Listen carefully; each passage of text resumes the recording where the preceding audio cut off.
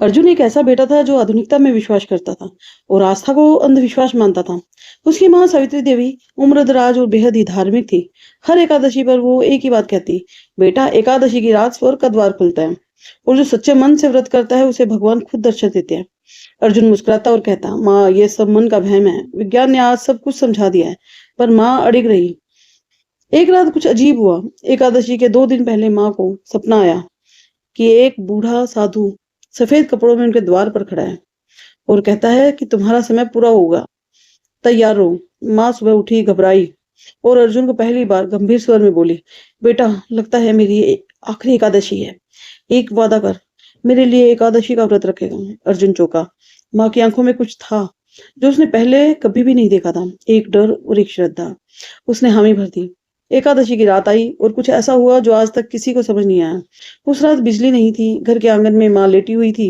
अर्जुन पूजा कर रहा था, लेकिन उसका मन बहुत ही व्याकुल था। रात के ठीक 12 बजे माँ की सांसें एकदम से तेज हो गई। अर्जुन दौड़ा। माँ की आंखें बंद थी पर होंठ मुस्कुरा रहे थे। उन्होंने धीरे स्वर में कहा, स्वर्ग का द्वार खुल गया बेटा, मुझे देख रहे हो? उन्होंने तेरा व्रत स्वीकार किया। अर्जुन कांप उठा और अगले ही पल माँ की सांसें थम गई। अर्जुन माँ के कमरे में अकेला बैठा था, रो रहा था। तभी एक तेज हवा का झोंका आया। कमरे की दीवार पर टंगी भगवान विष्णु की तस्वीर अचानक गिर पड़ी। अर्जुन ने तस्वीर उठाई तो उसके पीछे कुछ लिखा हुआ था, एक पर्ची जो उसने कभी भी नहीं देखी थी।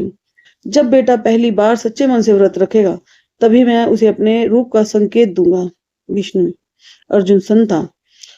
उसने चारों ओर देखा और एक क्षण को उसे माँ के चेहरे पर एक तेज प्रकाश दिखाई दिया। क्या माँ को सच में स्वर्ग का द्वार दिखा था, या भगवान ने खुद माँ के जरिए अर्जुन से व्रत करवाया? एकादशी सिर्फ व्रत नहीं है, वो दरवाजा है जो संसार और परमात्मा के बीच में खुलता है। पर वो दरवाजा श्रद्धा से खुलता है, तर्क से नहीं। अर्जुन अब हर एकादशी का व्रत रखता है और हर रात माँ की मुस्कान में भगवान को देखता है।